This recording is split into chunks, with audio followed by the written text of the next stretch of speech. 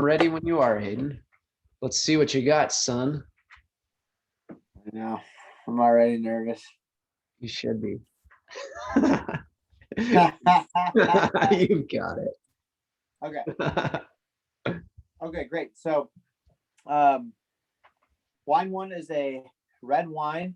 It is a clear wine of medium minus concentration. Garnet center moving out to a brick orange rim with a slight water band. Not a ton of extraction on the glass, and I would say medium tearing. No evidence of gas or sediment on the nose. The wine is clean. I'm getting initially I'm getting a lot of black fruit, a lot of cassis, blackberry, black currant almost, but it's definitely black plum, but it's definitely like very dried out. It's almost like a desiccated, kind of across the palate, kind of like a black licorice, anise.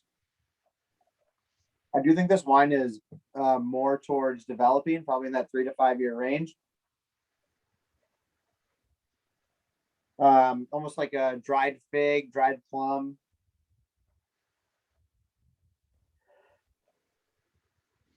Vegetation. There's some good floral components here, almost like a really dark violet, rose hip. There is a little bit of red fruit on the nose as well.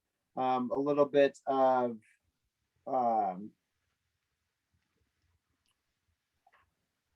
like a dark red cherry, black cherry in there as well. Pomegranate. There is also like the minerality to the wine. It is a little tinny as well, almost like almost smells like kind of like coppery, little iron quality.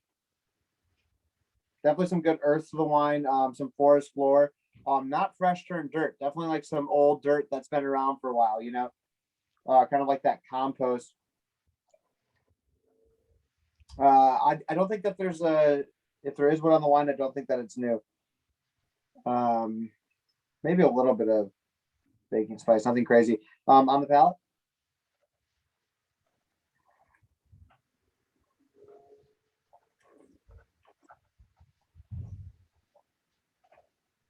Okay. The wine is dry. Initial fruit character is much more. Wine's almost bone dry. Initial fruit character on taste is a little bit richer than that desiccation. First thing I'm getting in terms of actually feeling, I mean, just tannin through the roof, just stripping my tongue all the way.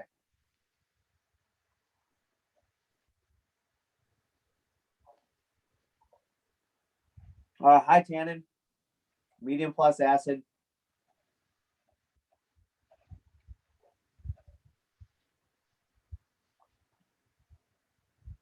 Medium plus alcohol.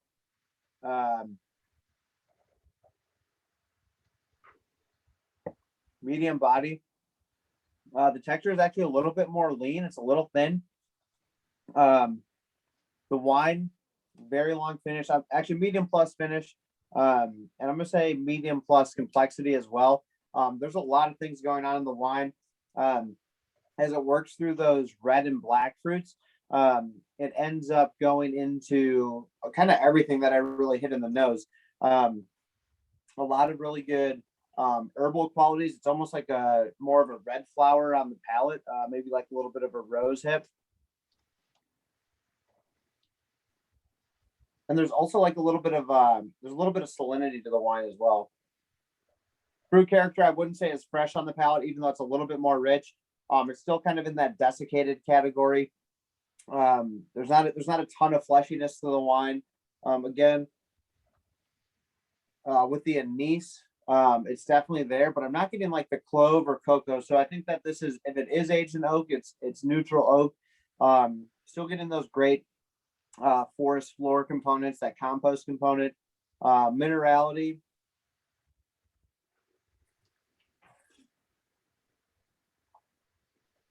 there is still a good bit of minerality to the wine, but it's kind of playing out on the palate with a little bit more salinity. And I think acid I'm actually gonna end up calling medium plus to high on this wine. I'm still salivating. Perfect. So possible grape varieties. I think possible grape varieties are Nebbiolo, Sangiovese, Pinot Noir. I do think this is an old world wine because just there's, even though it's a little bit higher potentially in alcohol, the fruit's just not as ripe, and it's not a fruit dominated or fruit driven wine. Possible countries are France and Italy. I do think that the climate on this, I think that it's a cool climate just based on the high acid and the low, like the lack of very much ripeness in the fruit. So I will call this, and I think it's probably 3 to 5 years old. I'm going to call this Nebbiolo from Italy. I'm going to actually go Barbaresco on it. Good quality DOCG. And I think the vintage is 2015. Nice. I don't know why words just like weren't coming to me when I just did that blind tasting. It's okay. Okay. I think you had some really solid things here. I like a lot of your nose characteristics. You didn't really state that in the palate. So if this were an exam, you definitely want to like actually state it, even though you referenced it. But Yeah. I think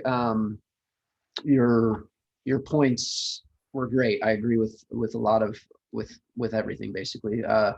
You said cassis, black currant, dried fruit, black plum, dried fig, violet rose, red fruits, cherry, pomegranate, black cherry. The only thing you said no new oak, which I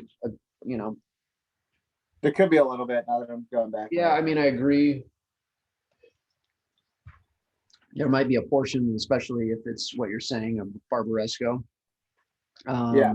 And I like the structure calls: bone dry, tannin high, medium plus acid, medium plus alcohol, medium body. I think all of that really adds up well. I like your timing. You were a little longer than normal, 6 minutes, but initially you did really well. 30 seconds on the visual going into the nose. And then at the palate, you started at 2 minutes and 30 seconds into the palate, your initial conclusion at 5 minutes, and then working into your final conclusion done around 6. But I don't know what the wine is, but I agree with you. And actually that's the same route that I was going. I was in that same realm with your calls of Nebbiolo, Sangiovese, and Pinot Noir. I definitely think Italy or France.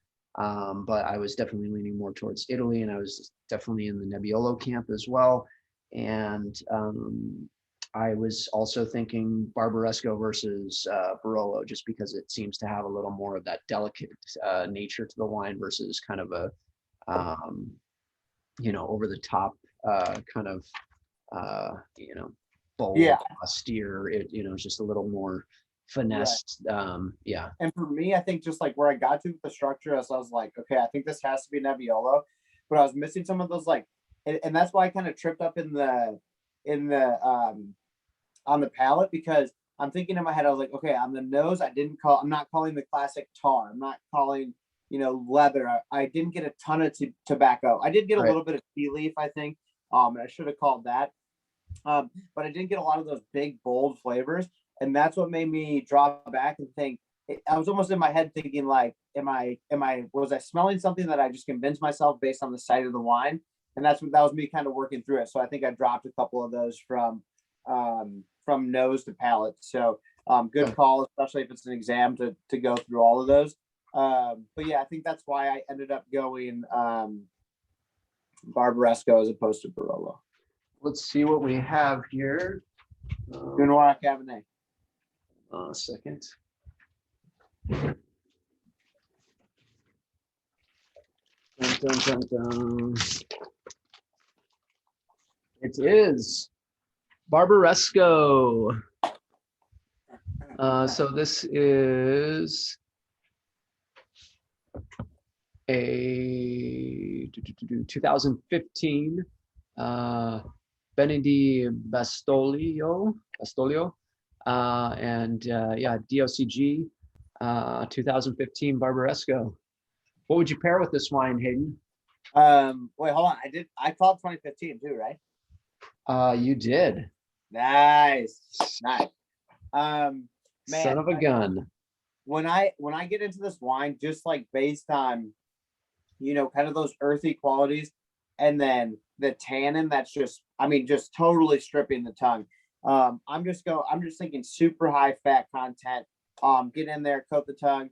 And then to kind of balance some of that richness and that fattiness, it's still got great backbone with with all those earthy qualities. So I would go, man, I'm almost thinking like ribeye, with this, like a nice grilled ribeye, get some char marks on it. I think, there's always the classic, steak and wine, right? But I think with that higher fat content cut, this wine would definitely really shine for sure. So one other question too. You think you're better than me, or? No, I don't. You did a great job. The one thing I'd say too, though, this wine deserves like a tomahawk steak or something like that. Okay. We could do the Saint Emilion. Nothing against the Saint Emilion, but we can just pick up some ribeyes from the store, But with Barbaresco, it's going to be, we're going to have Hayden over with the family. We're going to get a tomahawk steak. We're going to maybe start with some grilled shrimp, and then we're going to slice that up family style and enjoy it. And then cheers together. Yeah, definitely. I would cheers. I'm all out. I got to refill. What a tasty wine though.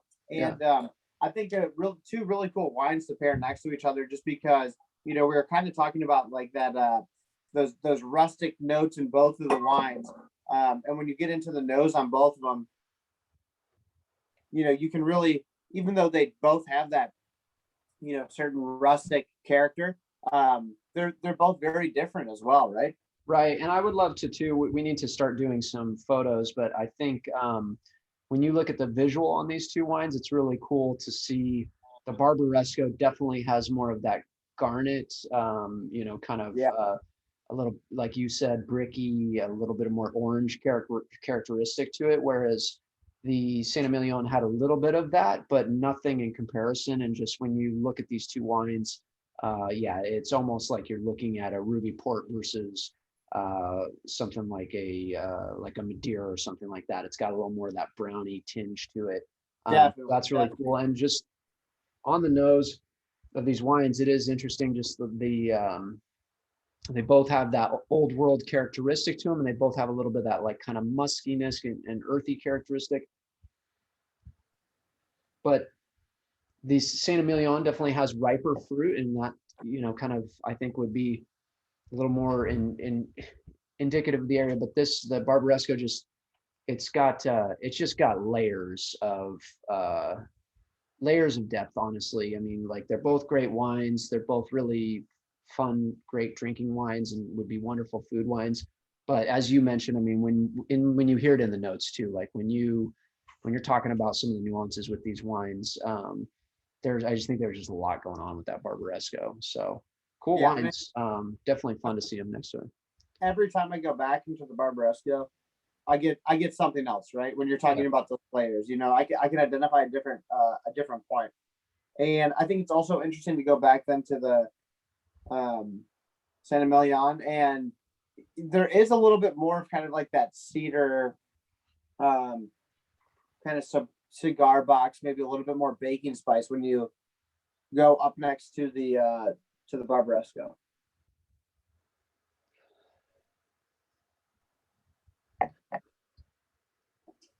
And I just think, it's just really cool to see those wines. And I think it's also, though, it's interesting to see, some of these regions, what it's indicative of. And when you get like a really cool, well-crafted wine, and it doesn't have to be, this wine wasn't terribly expensive necessarily for a Barbaresco, but it's got a lot of cool things going on. So I think that's, it's just fun to have these wines next to each other, right? Yeah, absolutely. Well, another great tasting as always. And Cheers to next time, brother. Salute.